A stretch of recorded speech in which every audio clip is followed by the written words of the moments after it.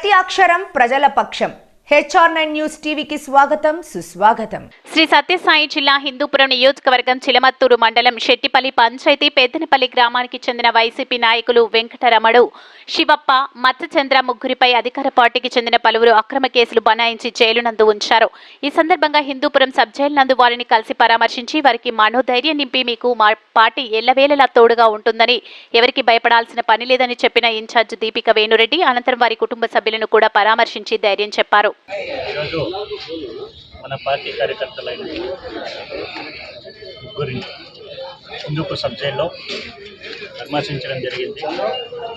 ఈ కూటమి ప్రభుత్వం లాస్ట్ వీక్లో అన్యాయంగా, అక్రమంగా ఒక మండల కన్వీనర్ అయినటువంటి టీడీపీకి చెందిన వ్యక్తి మా పార్టీ కార్యకర్తల పైన దాడి చేసి గాయపరిచి మళ్ళీ అదే అధికార దర్పంతో బాలకృష్ణ పిఏ గారి ప్రోద్బలంతో 307 కేసులు పెట్టి స్టేషన్లో కూడా పోలీసుల సమక్షంలోనే 100 మంది టీడీపీ గూండాలు మా కార్యకర్తల పైన దాడి చేశారు. దాడి చేసిందే కాక ఇప్పుడు 307 కేసు పెట్టి రిమాండ్లో ఉంచడం జరిగింది. దీన్ని మేము తీవ్రంగా ఖండిస్తున్నాము. ఇది అప్రజాస్వామికం. ఇటువంటి పనులు ఎవరు చేసినా ఉపేక్షించరాదు. ఈరోజు మీ పార్టీ ఉంది, మాకు బలం ఉందని అనుకుంటున్నారేమో. ఇక 2 సంవత్సరాల్లో జమిలీ ఎలక్షన్స్ వస్తాయి.